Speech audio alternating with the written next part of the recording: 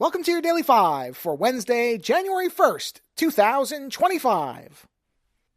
Let's kick off the new year with one of the more interesting rumors around a possible future Apple device, which would be a foldable iPad. This comes from the fairly well-connected Mark Gurman over at Bloomberg, who I think a couple of weeks ago had a story reporting a whole bunch of potential future Apple devices. But the one that was the most interesting to me was the idea of a large-scale foldable iPad, which has been described as potentially two iPads in one.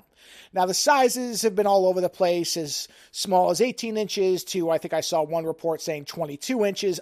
There's no real way to know. There's probably a range of these that are being tested, which is where these are coming from. Who knows what the final one will be, if there is even a final device, because one of the things that Apple is trying to figure out is how to have a creaseless foldable device, which seems like it would have to be virtually impossible, at least within the next few years, based on everything that we've seen.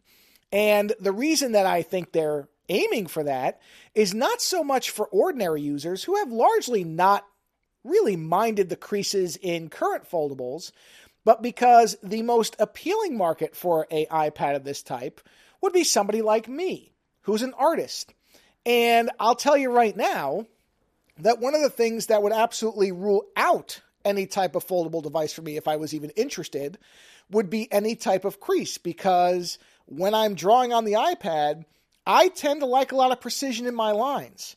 And my suspicion would be that the reason that Apple is so focused on trying to eliminate the crease is because they understand that people who do a lot of technical work or do a lot of illustration or just artistic in general probably will be bothered by a crease. I mean, I can tell you right now that on my flat iPad, my regular iPad Pro, when my pencil catches anything, any type of foreign anything on the screen, which happens occasionally, either a smudge from maybe a fingerprint or there was something on my finger or a piece of dust or something on the actual iPad pencil, it then becomes intolerable for me to work on it until I have completely cleaned the screen and cleaned off or just replaced the tip on the or on the Apple Pencil.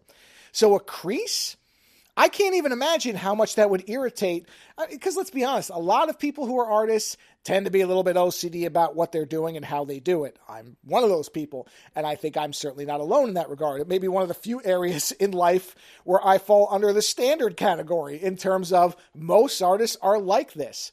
And a crease of any kind, I just cannot see that being acceptable to what would you imagine be the largest or one of the largest markets for a device of this kind.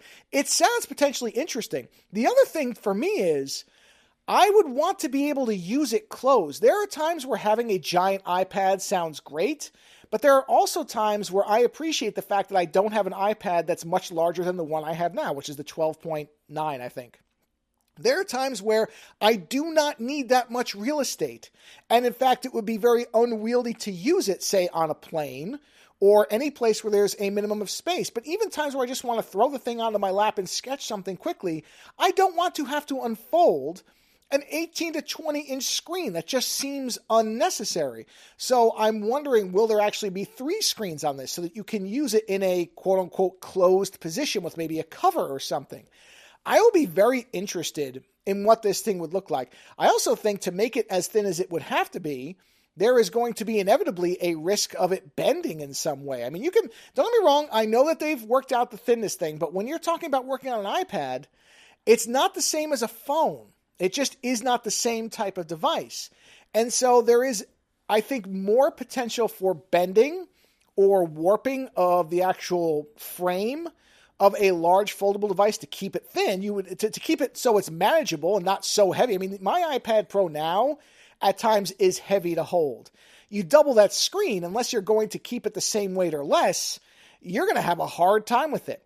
I mean, it almost sounds like they're trying to make some version of the Surface Pro, which I would welcome because I thought that computer form factor was great. But there's a lot that I'm interested to see how Apple, if they're actually working on this. This is, of course, all rumors.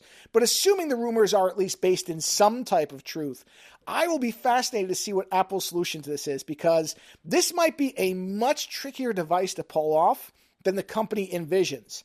Or maybe not. Maybe that's why it's taking as long as it is. So a full iPad is fascinating, but also one that I have to see to actually think is going to work later.